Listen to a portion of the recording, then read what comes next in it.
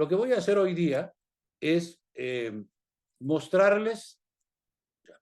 Ustedes deben estar viendo en este momento el Sí se artículo visualiza, este. doctor.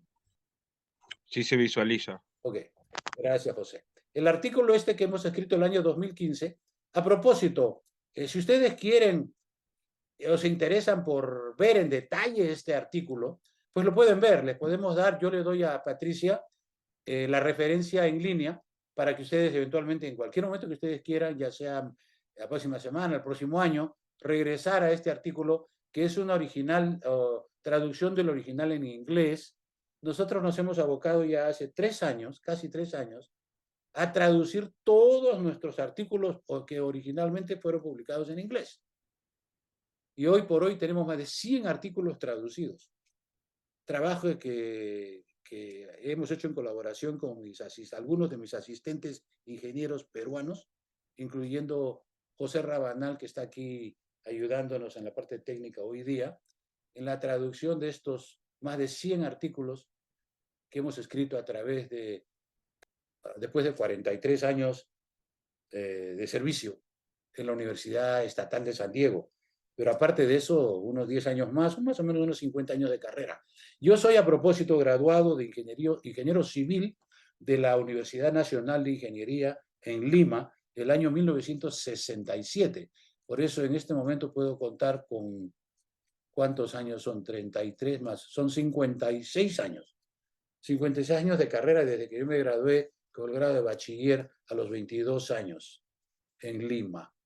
Entonces, esta es un poquito diferente, pero yo no uso PowerPoint.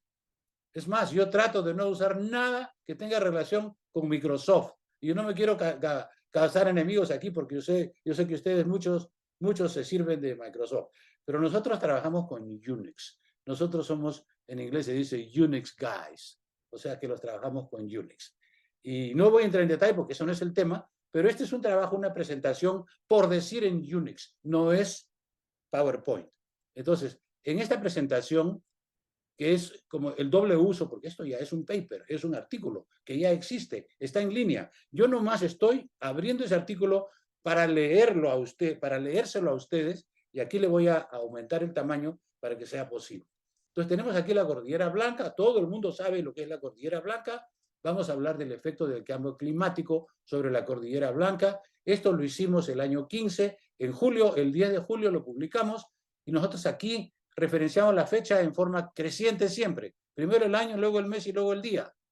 Que no es el caso de aquí, nuestros colegas los americanos hacen primero el mes, luego el día y luego el año. Ese número nunca crece, no se puede perseguir, o sea, no se puede catalogar. Y como nosotros tenemos mucha, tremenda información en línea, necesitamos catalogar de alguna forma y esta forma la hemos encontrado. Otro sí les digo que estuve ya hace varios años en la China, cuando fue el año 2000, no me acuerdo, pero hace 10, 15 años. No, fue el 13, no, el 12. Hace 11 años estuve en la China y me enteré de que los chinos usan este sistema, que yo hace 20 años que lo utilizo, desde que comencé a indexar mi página. Entonces, básicamente los chinos saben algo que otras muchas gentes alrededor del mundo no saben, que esta fecha crece siempre y que puede ser catalogada.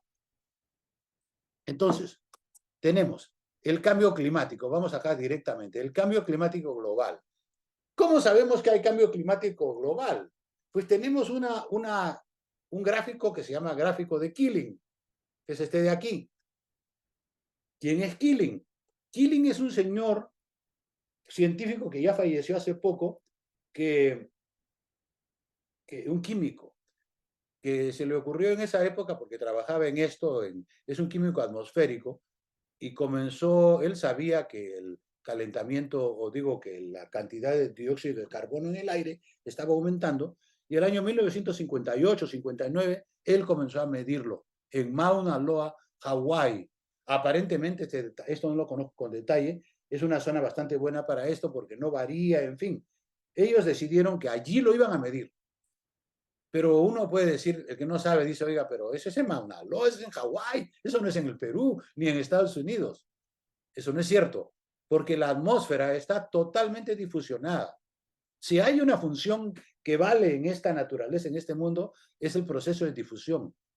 La difusión quiere decir que cuando hay un cambio en la gradiente o la diferencia de concentración, todo se vuelve a mezclar, se mezcla. La difusión es mezcla. Entonces, podemos decir entonces que la medición de Mauna Loa, debido al proceso global de difusión, puede compararse relativamente bien con otros valores a nivel mundial. Esto está bastante aceptado. Pueden haber variaciones, pero son pequeñas. Esto es una regla, en realidad. Entonces, aquí tienen ustedes que el color negro indica la tendencia anual de crecimiento de la concentración de dióxido de carbono. Comenzó el año en 1960, era 318. Ahora está en 421, 422. En el año, este es el año 20, nosotros estamos en el 23, estaríamos por aquí. Esto todavía no lo han terminado de plotear. Esta es una curva que está perseguida o tratada por el Scripps Institution, que queda a propósito aquí en San Diego. Es la Universidad de California, Scripps Institution. Ellos son los que hacen este trabajo por encargo de la NASA y del gobierno americano. Un paréntesis, yo todavía no entiendo cómo los científicos ponen esto, los científicos americanos, estos no son rusos, no son europeos, ponen este gráfico y el presidente del gobierno, que es el señor Trump, lo ignora. Se da, como se dice, la gracia de ignorarlo. Es increíble, pero es la que pasa. Es la política. No estoy aquí para hablar en política. Entonces, este es el gráfico que está aceptado por 95% de la gente, porque hay 5% de la gente, incluyéndolo a nuestro amigo, el que ya he mencionado y que no quiero volver a mencionar, ellos sí dicen, no, esto no sirve. No sé por qué no sirve, pero no sirve. No me gusta. Es cierto, puede no gustarte, pero eso no quiere decir que le eches tierra pues, a un proceso que tiene 60 años de medición. A propósito, les digo que el señor Keeling obviamente falleció porque ha estado midiendo por más o menos unos 50 años este gráfico. Y ya se sabía que él iba a agarrar una época en que iba obviamente a fallecer. Y efectivamente el señor Keeling falleció. Pero la curva Keeling continúa. O sea, esta curva Keeling no ha sido hecha por él en los últimos 8 o 10 años más o menos. ¿Y cómo es eso? Porque es que lo que pasa es que este señor Keeling tuvo, digamos, la visión de educar a su hijo, no me acuerdo cómo se llama su hijo, pero es Keeling, para que él continuara y la Universidad de California le dio empleo inmediatamente y ahora está el hijo de Keeling continuando la curva Keeling para que no se quede a medias, pues, ¿no? Porque obviamente Keeling y todo el mundo sabe que esto continúa aumentando y no bajará o no parará hasta que no hagamos algo. ¿Y qué estamos haciendo? Estamos haciendo algo, pero es muy poco lo que estamos haciendo, porque la tendencia continúa a subir. ¿Ok? Continúa a subir y continuará subiendo. Se dice que los políticos están dando una época del 2050 para que comience a bajar. Por favor, tendría que estar comenzando a bajar ahora mismo. ¿Ok? Ahora, antes de terminar aquí con este gráfico, entremos aquí, pero ¿qué pasó antes?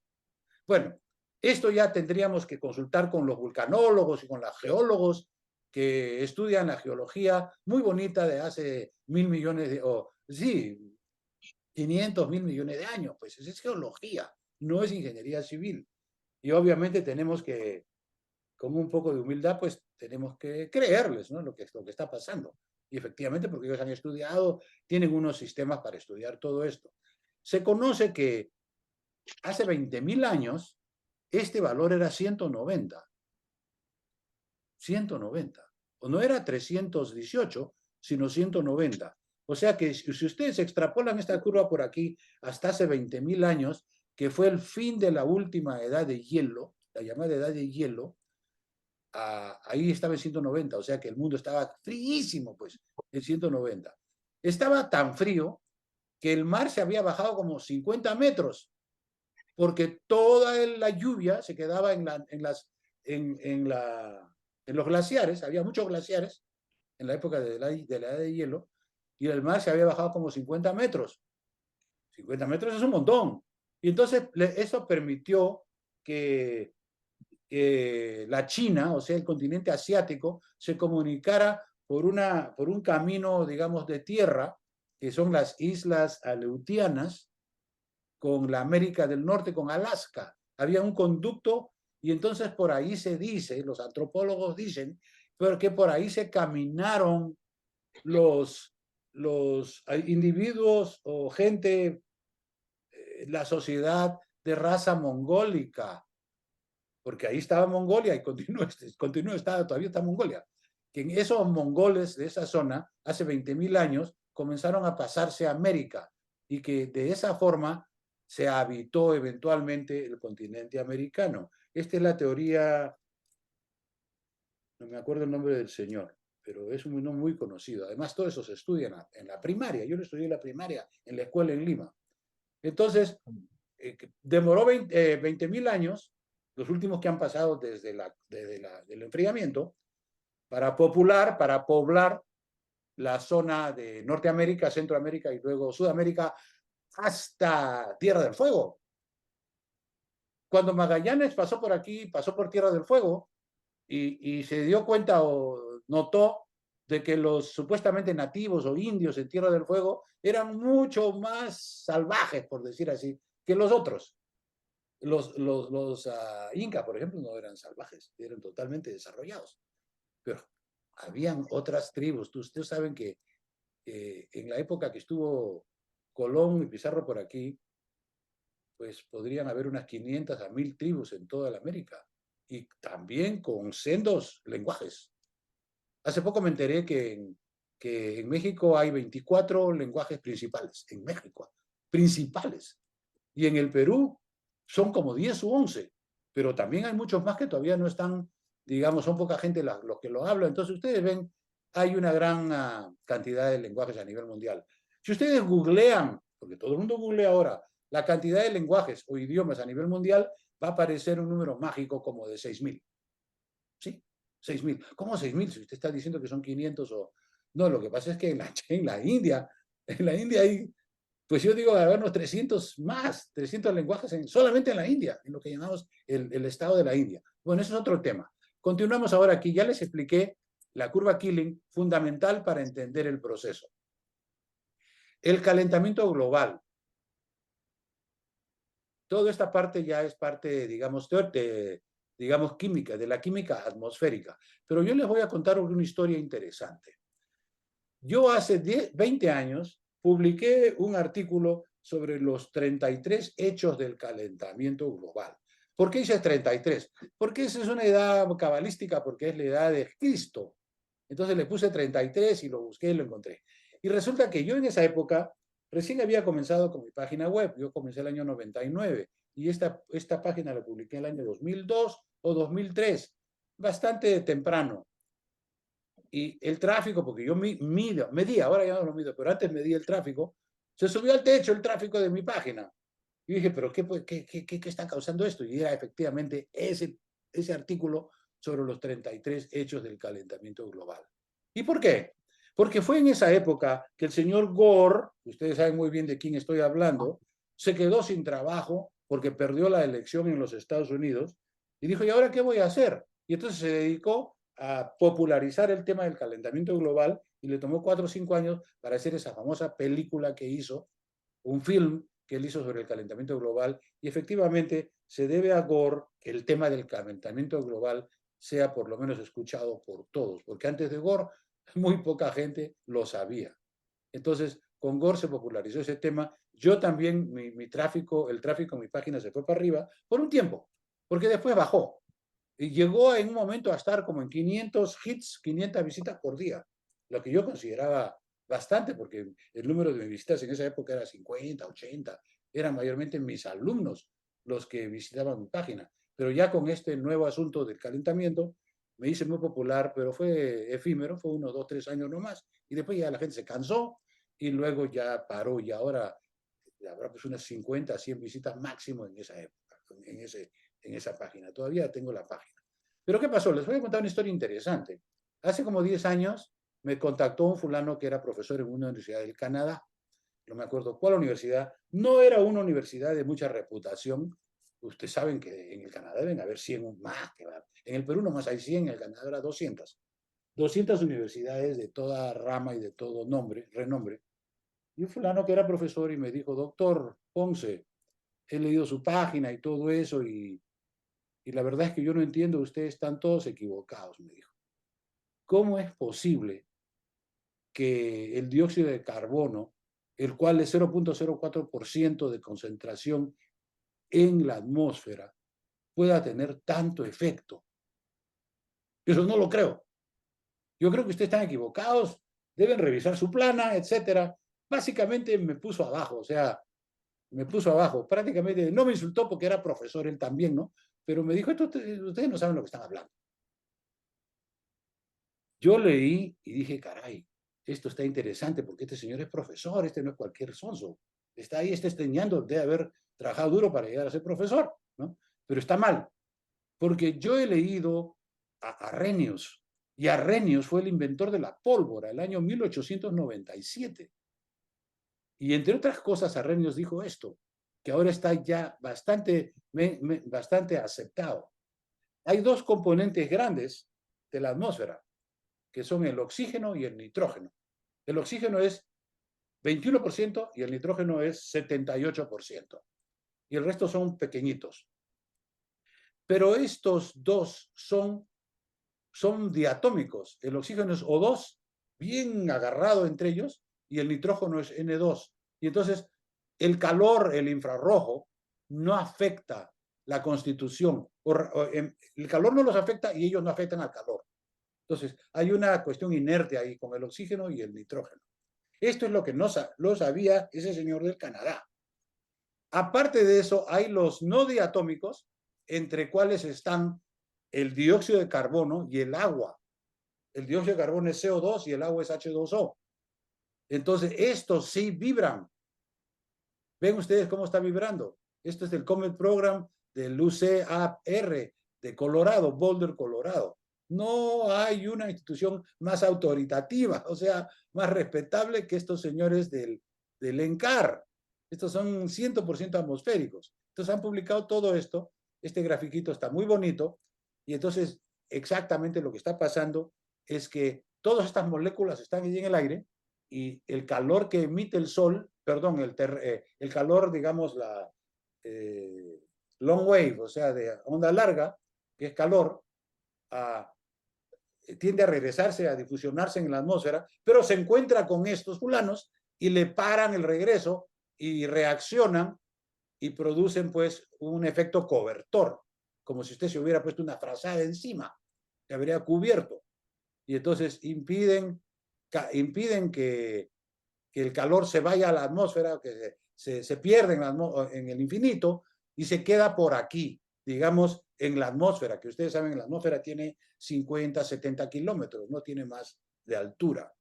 Hay divergencias en eso. 50 a 100 kilómetros se considera el espesor de la atmósfera, porque después ya no hay atmósfera.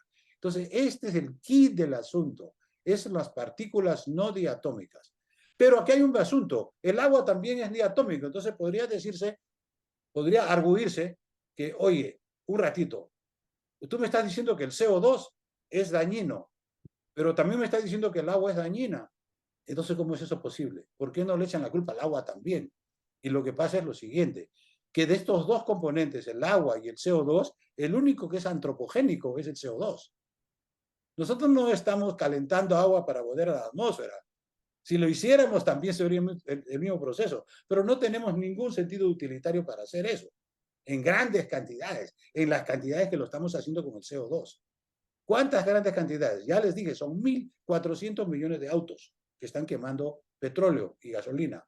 Pero esos son los autos, no estamos hablando el resto de los vehículos, y luego los barcos, y luego los aviones. Ustedes no sé si están enterados de Greta Thunberg. Greta Thunberg solita se ha peleado con todo el mundo al respecto de este problema. Y a los 15 años, ahora tiene 20. Hace poco compré su libro y lo leí. Es un libro pequeño, se lee en un rato, escrito con sus padres. Esta señorita, porque ya tiene 20 años, solita se puso a pensar que alguien tenía que decir algo sobre este tema y que nadie lo estaba haciendo. Y entonces lo ha hecho por 5 años ya. Ahora tiene 20, ¿qué va a pasar en el futuro? No sé, el futuro no se puede predecir. Pero ella está prácticamente, es la líder de este movimiento de base a nivel mundial para hacerle entender a los políticos que hay que hacer algo. Porque como individuos no se puede hacer nada. Lo único que nosotros podemos hacer en esta nuestra llamada democracia es elegir a los políticos conscientes y conocedores del problema para que ellos hagan algo conjuntamente, porque individualmente no lo van a hacer. Si los Estados Unidos deciden arreglar el problema y los rusos y los chinos deciden no arreglarlo, no lo van a hacer. O sea que es una cuestión también política, digamos, internacional. Eventualmente, si las Naciones Unidas valen para algo, tendrán que reunirse todos juntos y arreglar el problema de una vez por todas. Que no va a pasar en mi generación ni en la siguiente. Pasará en la trasiguiente, en mis nietos, tal vez, quién sabe. Y nosotros tenemos, los que somos católicos cristianos, tenemos que rezar por eso para que suceda, porque si no, pues, si no, lo que va a pasar es que el género humano se va a ir como los dinosaurios. Nadie sabe exactamente por qué los dinosaurios no están. Lo que sí se sabe es que ya no están. O sea que se ha dicho que el hombre eventualmente será el segundo dinosaurio, o el tercero, o quinto, al final no se sabe. Usted sabe que la historia tiene 1.500, la historia natural tiene 5.500 millones. Y mucho de esa historia al principio no se conoce porque está muy antigua, pues. Nosotros conocemos, cuanto más antigua, menos se conoce. En fin, bueno, pero se está conociendo. Entonces aquí está el tema. ¿Por qué decimos que esto está causando calentamiento? Porque se ha medido la temperatura global, y esto lo hacen muy bien los americanos, los científicos, esto de la NASA, son confiables estas mediciones que dicen que aproximadamente la temperatura en los últimos 60 años ha subido más o menos 1 grado Celsius, un poquito menos de 1 grado Celsius, si usted ve en este gráfico. Pero entonces ustedes me dirán que no conocen, me dirán, pero 1 grado Celsius no es nada. Si aquí de día la temperatura varía entre 12 y 22, son 10 grados Celsius. Pero eso es local, no es la general. Aquí estamos hablando de la temperatura global promedio, que promedia el Ecuador con los polos, todo, todo, todo. Entonces, si el Ecuador está caliente y los polos están fríos, la temperatura promedio va a ser intermedia, pues, ¿no? Entonces, el aumento de 1 grado es un montón, es una gran cantidad, que es lo que estamos viendo aquí. Que hay cierta correlación entre este gráfico y este otro, por supuesto, y todo el mundo consciente que sabe lo dice. Los que son inconscientes, pues, o que son ignorantes, pues no saben y no lo quieren entender. Hay intereses económicos, ese es el problema. Los que producen petróleo, nunca usted los va a convencer de que están haciendo mal. Aunque eso no está completamente porque hay compañías que ya están entrándole a la solución del problema, pero a otras que no. Pero está difícil, pues, decirle a un dueño de una petrolera de que los últimos 50 años o 100 años ha hecho mal y que debe arreglarlo. Que se debe decir, que por supuesto se debe decir, los errores hay que corregirlos, pero está difícil que te lo acepten las personas que son culpables. La Cordillera Blanca, ahora sí hablemos focalizando un poco más. Esta es un gráfico de la Cordillera Blanca que yo he obtenido de los trabajos que hemos conseguido. Como ustedes ven, algunos deben estar familiarizados, la Cordillera Negra está baja en altitud y no tiene nieve. La Cordillera Blanca, que está a la derecha, al este, está aquí marcada y ahí está. Ahí están ustedes, achurada, los glaciares. Son 100 glaciares entre grandes, pequeños y medianos y están allí, pues. Luego hay el glaciar Waiwash, que está más al sur, que es técnicamente o propiamente no es parte de la Cordillera Blanca, pero ahí está. Y también es otro glaciar que yo no lo he estudiado, pero debe estar sufriendo con este proceso de calentamiento y desglaciación. Picos por encima de los 6.000. Hay 6 picos, incluyendo el Huascarán. Lagos con riesgo de avalancha. ¿Qué es lo que pasa? Que la geomorfología indica que estos terrenos son morrénicos, que son como sube y baja, no es una cosa, hay mucha arena, suelo allí, y entonces no es una cosa perfectamente que el agua no se chorrea, sino más bien se tiende a quedar. Y entonces por eso se forman los lagos. Y estos lagos eventualmente al llenarse, como son naturales, presentan riesgos de avalancha. En este momento hay riesgo de avalancha en la zona. Interesante, es un riesgo, pero claro, no es un riesgo que de este momento, porque en los últimos 100 años se han producido, creo que está en el récord, 10 avalanchas. O sea, cada 10 años se produce una avalancha. Algunas matan 10 personas, otras matan 5.000, como el caso de la avalancha de Huaraz del año 1941, mató 5.000 personas, o la de Ranrairca del año 1970, que creo que mató unas 2.000 personas del Huascarán.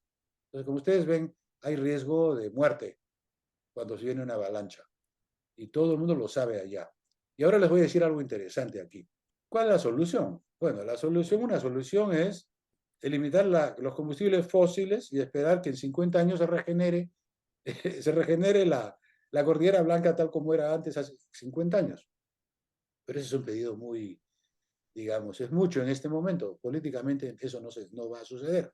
Otra situación que puede pasar tratando de resolver el problema o afrontar el problema es decir, bueno, estas ciudades no deben estar en los ríos porque se va a venir la avalancha y la avalancha viene por el río. Entonces tienes aquel caso de Huaraz, al año 40, tienes el caso de Yungay, el año 60, 70, no, 62, y como ustedes ven, yo he analizado esto, y pues, se puede uno dar cuenta que en Recuay nunca se produce una avalancha, no tiene récord de bajada. ¿Por qué? Porque Recuay no está en el río, y entonces no va a producir una avalancha al costado del monte, pues. La avalancha viene por el río, y viene de arriba. A la avalancha se produce aquí y luego llega aquí y eventualmente llega y mata porque inunda. En las avalanchas que hubo, por ejemplo, ¿cuándo fue? En Yungay, cubrió de tierra, hay una zona que hemos estado ahí como unos 15, 10 metros, no me acuerdo exactamente, suficiente. Es más, cubrió la parte de arriba de la iglesia central de Yungay, no se cubrió, o sea que era muy alta. O sea que uno estima más o menos unos 5 a 10 metros de cobertura de tierra. Por supuesto, en esa época pues murió un montón de gente, ¿no?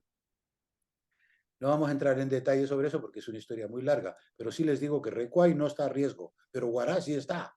Lo mismo Yungay, están a nuevo riesgo o a otro riesgo. Y las otras que están por allí, habrán otras, no conozco en detalle la zona porque pues no vivo allí. He estado en el Callejón de Huaylas en toda mi vida, tal vez visitando siempre alrededor de unas 4 o 5 veces, pero no es suficiente para conocer a fondo. Entonces, los efectos del cambio climático. Aquí les muestro la figura que les dije hace un rato, el glaciar Espejo. En el 1910 se veía así. 1910 es el principio del problema. 1988 ya está feo. 2008 ya se desapareció todo el glaciar. ¿Por qué el pico en Venezuela se desapareció antes que el del Perú? Pues por dos motivos. Primero, está más al Ecuador, más caliente. Y segundo, debe estar más bajo. No conozco la elevación, pero debe estar más bajo porque no es tan alto, pues. Los Andes son conocidos como los Andes peruanos, son conocidos como bastante altos. Y allá en Venezuela no debe haber, digo, no tengo certeza de que los Andes sean tan altos como los del Perú. Entonces ahí tienen un ejemplo. Esto lo hemos sacado de Carrillo, el estudio de Bulle, creo que es un francés, o sea que hacemos notación de que esta serie de fotos los hemos compartido con ellos. Y ahora sí venimos aquí a lo que les voy a mostrar, al kit del problema de hoy. Antes de eso vamos a hablar de las tasas de recesión. Hay 3 mediciones en el glaciar Brogy, Urrasrayo y Llanamarey, en los periodos que han sido medidos por los glaciólogos. Por ejemplo, del 82 al 93 son 12, 13 años. En el glaciar Llanamarey, una tasa de recesión de la línea de final de 18 metros por año. O sea que este gráfico de aquí tendría que ser mucho más grande si lo hubieran medido el año 32. ¿Ven? Muchísimo más grande. Entonces, esta foto, que es una foto de Google Earth, yo la tomé el año 2015, cuando escribí este artículo. Y por supuesto, pensé que en el futuro iba a tener la oportunidad de tomar fotos de la misma zona y ver exactamente si lo que estamos hablando es cierto y puede comprobarse con mediciones en el terreno o del aire, o si es pamplinas, pues que no es cierto. Yo los dejo a ustedes para que examinen esta foto y tomen sus conclusiones. Aquí tenemos una perspectiva ya, digamos, de una foto bonita del glaciar Llanamarey el año 2015. Aquí tenemos otra foto un poquito más acercada y la tercera foto, la C, es la comparable. Aquí estamos comparando el mismo glaciar en la misma zona, aproximadamente. Pero lo que hice yo fue hacer lo que se podría hacer. Yo les digo lo siguiente, aquí tienen una raya que es la raya de la cumbre, esa cumbre está aquí. Aquí tienen un hueco feo, aquí un hueco oscuro, la ven aquí en un hueco oscuro como un hueco, ese hueco está aquí. Aquí tienen una parte aquí media como escarpada, ¿ok? Esa escarpa está aquí. Conclusión, no he hecho las mediciones, pero ustedes ven que esta zona de aquí está a un 30%. Esta zona de aquí está al 0%. La zona de aquí está casi al 2-3%. Y la zona de aquí a yo digo a un 15-20% de área, no de agua, de cantidad de agua. Entonces calculan o échenle pluma a esos datos que yo les he dado y yo lo veo en un 15-20%. O sea, el glacial actual está a 15% de lo que era antes, 15-20%. Conservadoramente vamos a decir 20% de lo que era antes, hace solamente 8 años. Con lo cual les puedo decir que si esto lo hubiéramos hecho hace 50 años, esta cumbre estaba toda cubierta de nieve, toda cubierta. Aquí tenemos una foto antigua del año 2003, porque estuve por allí y le tomé esta foto sin darme cuenta que el glaciar que está al fondo es el glaciar Llanamarey. Pero después me he dado cuenta, visitando geográficamente la zona, que el lago Querococha está justamente en la base del glaciar Llanamarey. Es más, aquí está. Esta es la laguna Querococha, la estación de medición en Querococha. Entonces está mirando aquí, ya ves usted el glaciar Llanamarey aquí. Por eso nos hemos dado cuenta o hemos concluido que aquí estamos nosotros viendo de costado al glaciar Llanamarey, que como ustedes ven, digamos, se veía aproximadamente que era mucho más grande de lo que era antes. ¿Cuáles son los efectos relacionados? Hay efectos en la climatología, la temperatura ha cambiado. En la geomorfología, la formación de lagos, el número de lagos ha aumentado más del 70% en los últimos 50 años, porque el agua que se derrite no tiene la costumbre, por esa situación morrénica de la geología, de bajar rápidamente, se queda por ahí y luego crea problemas de posibles roturas de lagos naturales. Hidrología. La hidrología es algo importante porque todos nosotros dependemos de la hidrología. Contamos con la cantidad de agua que traen los ríos para todo suerte de usos, agricultura, doméstico, industrial, etcétera. Y si la hidrología cambia, y seguramente que va a cambiar, porque ya no están los reservorios de nieve, nos vamos a molestar un poco y va a haber que hacer planeamiento en base a las personas encargadas del recurso hídrico para poder compensar o facilitar algunas situaciones que permitan controlar o corregir el problema. Problema que a propósito no lo hemos causado nosotros. Pero ¿quiénes somos nosotros? Nosotros somos los pobladores del Callejón de Huaylas o los peruanos. No, este problema ha sido causado por el mundo, por todos los habitantes del mundo que actualmente queman combustibles fósiles. Quiere decir los choferes o los pilotos de esos autos, de esos 1.4 mil millones de automóviles, sin contar todos los otros, todas las otras quemas. Porque aquí estamos haciendo, digamos, echando la culpa a los autos. ¿Por qué? Porque es lo más fácil que se puede echar la culpa. Todo el mundo sabe que es un auto y lo tiene. Pero hay otras situaciones del combustible, de la quema de combustible, que no estamos hablando específicamente, pero toda quema de combustible fósil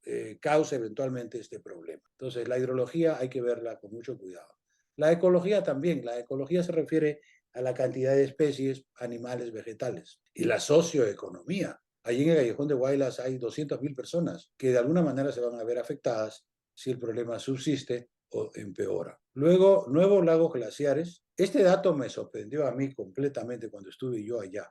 Este fue proporcionado por Nelson Santillán Portilla, que es la persona encargada en la zona de la Autoridad Nacional del Agua, que es la autoridad, ustedes saben, que controla y administra el agua en el Perú. Como ustedes ven aquí, el número de lagos en el 2015 se midió, se monitoreó en 830 y 20 años antes eran 300 y 100 años antes, o perdón, 50 años antes era 200. Ha subido astronómicamente, exponencialmente. ¿Por qué? Pues yo digo que es cuestión de suerte. Había la suerte que se quedara el agua, en lagos y se quedaron.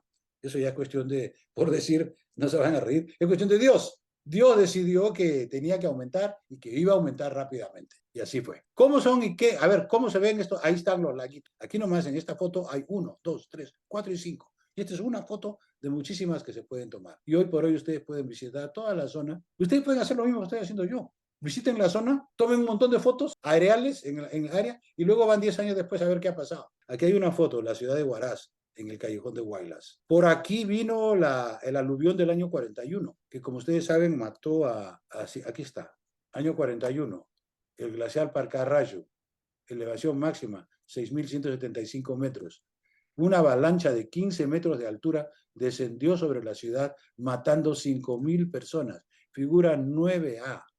Vamos a ver la figura 9A aquí. Pero este es el glaciar Parcarrayo, de donde bajó la avalancha que mató a 5.000 personas. Bueno, ya han habido otras avalanchas. Aquí están documentadas, pero en realidad yo lo único que he hecho es copiar las referencias en toda la literatura. Y por último es la literatura existente del año 2014. Ahora ya estamos en el 23, 9 años después tendría que haber mucho más literatura. Muchas personas a nivel mundial se han dedicado todo su trabajo profesional a estudiar este proceso. Personas en Europa, glaciólogos. Ustedes saben muy bien que no existen muchos glaciares ya. Ya les dije, el venezolano se acabó. Hay un glaciar en el sur del Perú. Están los glaciares del Himalaya, pero también se están afectando. Y en realidad, pues el calentamiento está causando la desaparición de los glaciares. Finalmente, las conclusiones. La concentración de dióxido de carbono ha alcanzado 422 partes por millón en 2023. Este argumento es directamente atribuible a la quema excesiva de combustibles fósiles. ¿Qué pasó antes de que estuviéramos nosotros aquí hace 300, 400 años, cuando no había quema de combustibles fósiles? El petróleo estaba guardado. Había un balance entre la respiración y la fotosíntesis. La respiración es producida por los animales. La respiración es lo mismo que combustión. Yo hoy día más tarde voy a comer, porque tengo que comer, si no me muero, y voy a combustir, mi cuerpo va a combustir la energía que está envuelta en la comida. Y con eso yo voy a moverme, voy a vivir, voy a respirar, ¿correcto? Y entonces eso es respiración o combustión. Paralelamente a esto, las plantas tienen el sentido opuesto del proceso bioquímico. Ese proceso se llama fotosíntesis. O sea que nosotros liberamos dióxido de carbono al quemar y las plantas absorben dióxido de carbono y liberan oxígeno al fotosintetizar. Entonces, no se necesita ser un Einstein para darse cuenta que si hay un balance, no hay calentamiento. Si la fotosíntesis prevalece, hay enfriamiento. Y si la combustión prevalece, hay calentamiento. Y lo que ha pasado en los últimos 120 años en el mundo es calentamiento, porque la combustión ha prevalecido. Pero todos los animales combusten. Entonces, ¿qué es esto? Lo que pasa es que nosotros hemos creado con nuestra inteligencia y nuestra tesón, digamos, estos animales artificiales que se llaman automóviles. Entonces usted me dirá, oiga, pero ese señor, eso no tiene vida, es un carro. El carro no funciona sin gasolina. Y yo le digo, pues es lo mismo que el animal vivo. El animal vivo come, esa es la gasolina, no es fósil, es del momento, pero es lo mismo, es la quema de energía. Entonces, lo que está pasando en este momento es que nosotros, el ser humano, la sociedad internacional desarrollada, ha aumentado artificialmente la combustión sin aumentar la fotosíntesis. Es más, estamos disminuyendo la fotosíntesis porque estamos cortando los árboles. Lo ideal hubiera sido, ahora sí en retrospección, que si ustedes o si nosotros hacíamos un auto para combustir X cantidad de combustibles fósiles, también teníamos que hacer un árbol que comparablemente fotosintetizara ese CO2 que estamos liberando para producir un balance. Si lo hubiéramos hecho así, no se hubiera producido el calentamiento. Lo que pasa es que no nos hemos dado cuenta. Porque el hombre, como dijo Maquiavelo dijo, entre una de las cosas que dijo, y dijo muchas cosas, que el hombre es muy hábil en resolver problemas simples, pero es muy burro para resolver problemas difíciles. Y aquí les voy a mencionar, voy a mostrar mi página de Maquiavelo, que con eso voy a sellar con broche de oro. Aquí está mi página de Maquiavelo, que se aplica a lo que estamos hablando en este momento. Son 28 máximas, pero yo les voy a hablar solamente de 2, que son las importantes. En todos los asuntos humanos se nota, si uno los examina de cerca, que es imposible eliminar un inconveniente sin que surja otro. Esta máxima es de lo mejor que escribe Maquiavelo y además lo puso al principio de su libro porque a él le parecía que era lo más importante. Tiene muchas otras máximas, pero yo me voy a indicar solamente a una que les he mencionado. Aquí está, este es. Los hombres hacen un buen número de errores acerca de las cosas en general, pero no tantos en las cosas en particular. Eso es por naturaleza, el cerebro es corto, pequeño, entonces nosotros concentramos nuestro análisis dados por nuestro cerebro en resolver el problema en particular, que fue lo que hizo Henry Ford el año 1900. Él dijo, si yo creo un motor y lo propulso con gasolina, que la puedo sacar de tremendos reservorios que hay debajo, él no se quiso pensar de que cómo se habían producido esos reservorios y que había tiempo que considerar. Él nomás dijo, aquí están los reservorios, es el oro negro, yo lo voy a sacar, y lo sacó. Y lo puso en grifos y se lo dio a todos para que propulsaran los carros. pero no se dio cuenta que ese era un error desde el punto de vista global, que ahora, 123 años después, estamos pagando o comenzando a pensar qué vamos a hacer para pagarlo, o para amortiguarlo, para cambiarlo, ¿no? O regresarlo a lo que antes. Con eso termino mi alocución. Muchas gracias por vuestra atención y creo que podemos pasar a las preguntas si hubiera. Ernesto, Ciro o los presentes, acá conozco a varios ingenieros, si tuviesen alguna pregunta para que el doctor pueda responderlas. Muy interesante la disertación del doctor. Disculpe, no le escucho bien, por favor, más cerca al micrófono o algo. Gracias, doctor. Efectivamente, atento a su disertación. Lo felicito por identificarse con estos temas de carácter mundial. Yo pregunto, doctor, no sé si en todas partes del mundo, no sé si en Perú, en Huánuco, las organizaciones, las políticas públicas, estamos hablando de cooperantes, de ONGs, han centrado mucha atención a la Amazonía y abandonando los ecosistemas andinos. Es decir, en nuestro país, por ejemplo, no existen políticas públicas de atención directa a los ecosistemas andinos. Particularmente estamos hablando de los ecosistemas de los glaciares. La Amazonía, según tengo información, es decir, los biomas amazónicos, tienen pues una interrelación natural, pero sin embargo no existen políticas públicas que atiendan los ecosistemas andinos. Es por eso que están derritiendo los Andes, el deshielo, el retroceso glaciar. A esto también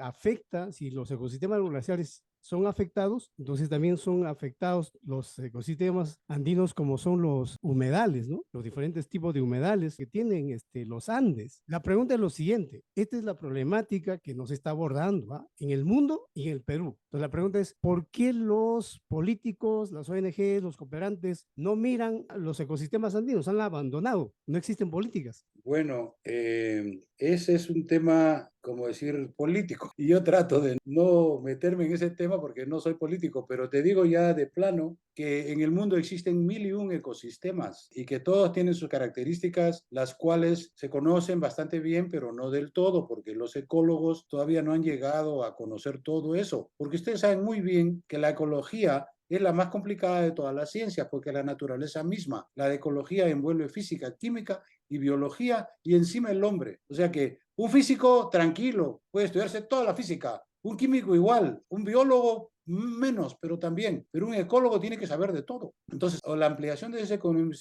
conocimiento al todo, pues se presentan problemas. Ya les dije yo que la mente es limitada y que nosotros no tenemos más que 1 kilo, más o menos, unas cuantas de cerebro y con eso tenemos que actuar. Nadie nos va a dar más cerebro a cada individuo. Lo que sí nosotros podemos hacer es juntarnos para que entre muchos cerebros se solucionen los problemas. Yo creo que lo que está pasando aquí es que hay que reconocer que el Perú, obviamente todo el mundo lo reconoce, costa, sierra y montaña, pero la sierra es fundamental, es como, digamos, decir, el esqueleto o la espina dorsal del Perú es la sierra, y allí es donde se establecieron los incas. Los incas se establecieron ahí porque los incas, disculpen la frase, pero no eran nada tontos, y ellos sabían que para ellos progresar tenían que estar en la sierra, no en la costa ni en la selva. En la selva ellos sabían muy bien que ahí no había nada, y en la costa pues mucho trabajo para poder irrigar y todo eso, cuando en la sierra no se trabaja en irrigación, nomás crece y punto. Además en la sierra hay más nutrientes, porque donde hay más montaña hay más nutrientes nuevos. Y entonces eso sabían los incas muy bien, digamos por experiencia, no por clase, ¿no? Digamos suerte, sabían muy bien que eso era así. Y por eso se desarrollaron a través de, bueno, los incas se fundaron en base a una serie de culturas que ya existían con anterioridad. O sea que no se puede decir de que los incas solamente ellos. Los incas duraron 200 años, pero antes de eso estaban los huari, estaban los fulanitos, los bicus, etcétera. Habían como 15 culturas, preculturas preincas mayores en el Perú, que hizo que el Perú fuera grande, pues. Y entonces, ¿y eso por qué? Porque es una situación muy clara. Perú está favorecido por Dios, si podemos hablar así de esa manera, y por la naturaleza. A los que son un poco agnósticos, pues por la naturaleza. ¿Por qué? Porque tenemos una gran variedad en latitud. La latitud va de 0 a 12. ¿Y por qué? Es una gran variedad, pero es tropical.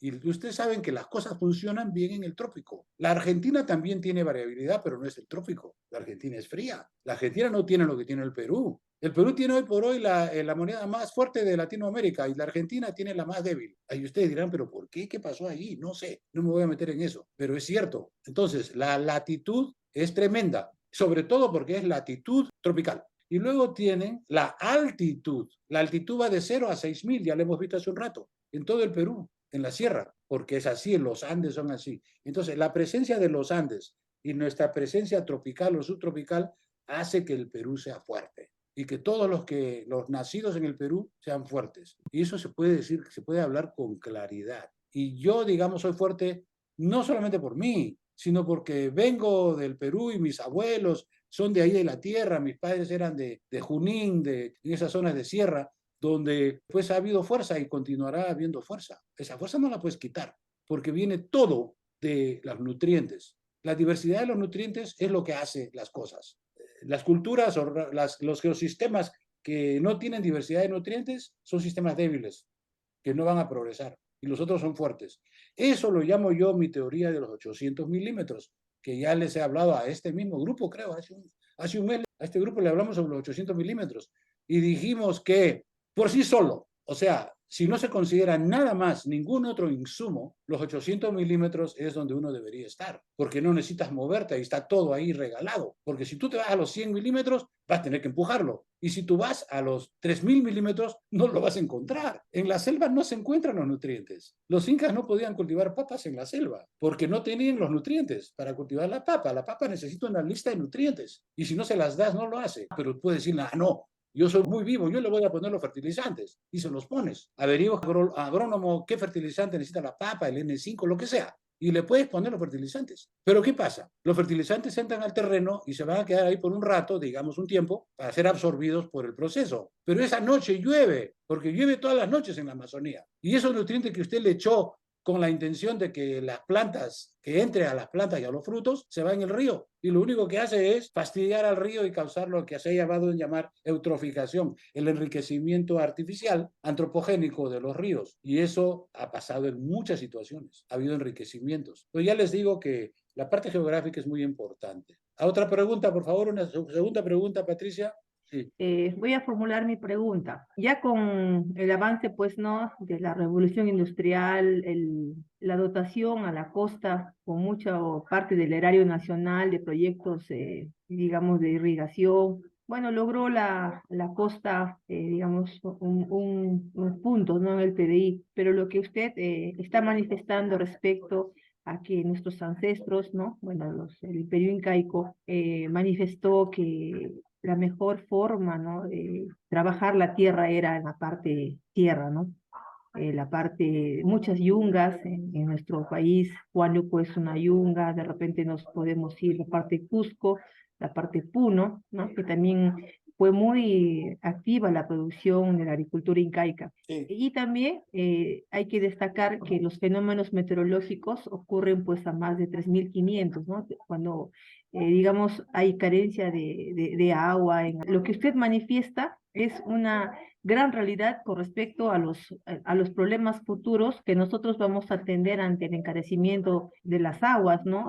Tanto superficiales como subterráneas, debido a que nosotros en la parte de la sierra vamos a recargar toda esta parte respecto al clima, respecto a los nutrientes. Esa era mi pregunta, doctor. En la sierra peruana es fácil hacer agricultura porque va a llover y hay suelo, y suelo muy bueno. En la costa peruana es difícil hacer agricultura. Se puede hacer, pero es costosa y difícil. Encima tiene un problema, que va a crear sal, y la sal tiene que eliminarse. Tenemos tanta suerte los peruanos que estamos bordeando el mar, y entonces es muy fácil para nosotros botar la sal de exceso de la agricultura de la costa. Ahí nomás está, que no mucha gente lo hace, pero ahí está para botarla. No es el caso de otros países mediterráneos que no pueden botar la sal, porque tendrían que poner unos túneles muy grandes y muy costosos. El caso de Irak, el caso mismo de los Estados Unidos en la zona del lago Salton, que se ven que por 100 años han tenido que acumular la sal, 100 años, porque no la han podido sacar, porque era muy difícil. No era imposible, pero era difícil, muy costoso. Entonces aquí en el Perú se ve que la agricultura de la costa va a producir sal, que esa sal tienen que botarla al mar, por supuesto, y debería haber una legislación que lo indique, que se bote al mar la sal, que paguen los que desarrollan la tierra para botar al mar, porque que no está bien que la pongan por ahí por detrás escondiéndola, porque si le esconden la sal es muy perniciosa, siempre se va a quedar por allí y va a comenzar eventualmente a fastidiar. Es más, se va a ir al agua subterránea y con la lluvia y todo, y va a comenzar a poluir el agua subterránea, que es lo que está pasando en otras partes del mundo. La sal que se queda en la superficie eventualmente poluye el agua subterránea. Por eso la sal es detrimente, hay que botarla, hay que sacarla, llegarla cargándola o con ríos o digamos con corrientes al mar donde pertenece, ahí es donde debe estar. Ese es con la costa. En la sierra no hay problema, absolutamente. Y en la selva no tiene nutrientes. Tendrá un montón de agua, pero no tiene nutrientes. Muchas gracias, Patricia, eso es todo. Sí, una foto final para presentar al colectivo, a ver si pueden encender sus cámaras, si no también, bueno, con sus nombres. Estamos capturando la pantalla, doctor. Bueno, y estamos hasta otra oportunidad. A ver, ahora sí creo que está prendiendo sus camaritas muy bien. Ahora sí, Sí, muy bien, sí, muy bien. sí. Y ahí veo compañeros de trabajo, el Ah, qué bien, ingeniero están todos Regalado. allí, muy bien. Sí, la Y ahí ingeniera está mi Judy. asistente, el ingeniero Rabanal, a propósito de Sí, Chicama. sí. Él es el que Richard me apoya Cayán, todos los días. Richard Cayán, a ver, ahí está, Cintia, bueno, con los que se han animado. Ya, hice la captura, ok. Muchas gracias, amigos, muchas gracias, colectivo, hasta otra oportunidad. Gracias. Gracias. Gracias, Pati. Gracias.